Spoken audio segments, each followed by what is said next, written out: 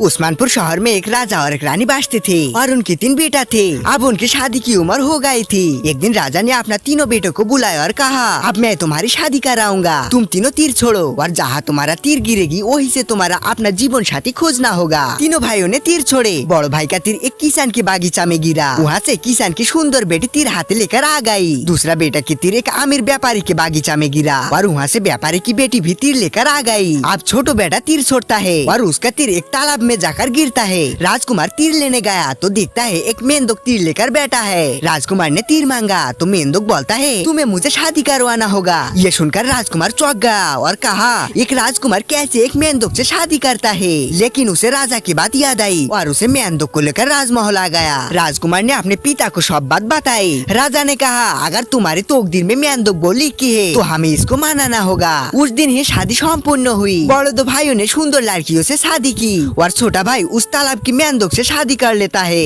एक दिन राजा ने तीनों बेटाओं को बुलाया और कहा, मैं देखना चाहता हूँ कौन सी बहू मेरे लिए सबसे सुंदर जामा बनाती है। बड़े 2 भाई खुश थे क्योंकि उनकी पत्नियां सिलाई में निपुण थी। लेकिन छोटा राजकुमार चिंता में पड़ गया क्योंकि उसकी पत्नी तो एक मेंढक थी। मेंढक लापते हुआ राजकुमार के पास आई और कहा, स्वामी चिंता मत कीजिए, ये काज मुझे पर छोड़ दीजिए, आप आराम से सो जाइए। जैसे ही राजकुमार सो गया, मेंढक बाहर आई और सुंदर एक युवती का रूप धारण लिया। उसने अपनी दासियों को बुलाया और कहा, एक राजकीय जामा बनाओ जिसे देख के सब चौंक जाए। सारी रात दासियां मेहनत करती रही। सुबह हुई तो राजकुमार ने देखा मेंढक के हाथ में सुंदर जामा था। राजकुमार ने वो जामा लेकर राजा को दिखाया। बड़े 2 भाइयों के जामा इतना खराब थे कि राजा उन्हें डांट रहा था। लेकिन छोटो बेटा जो जामा लाया उसे देख के राजा चौंक गया और बहुत प्रसन्न हुआ। बड़े भाइयों को संदेह हो गया कि ये मेंढक आखिर है कौन, कुछ तो गड़बड़ है। फिर राजा ने एक दिन तीनों बेटों को बुलाया और कहा, मैं देखना चाहता हूँ कौन सी बहू सबसे सुस्वादु खाद्य बनाती है। बड़े 2 भाइयों ने अच्छी अच्छी राधुनी बुला लिया। छोटो राजकुमार फिर उदास हो गया। लेकिन मेंढक ने कहा, स्वामी आप चिंता मत करो, सब ठीक हो जाएगा।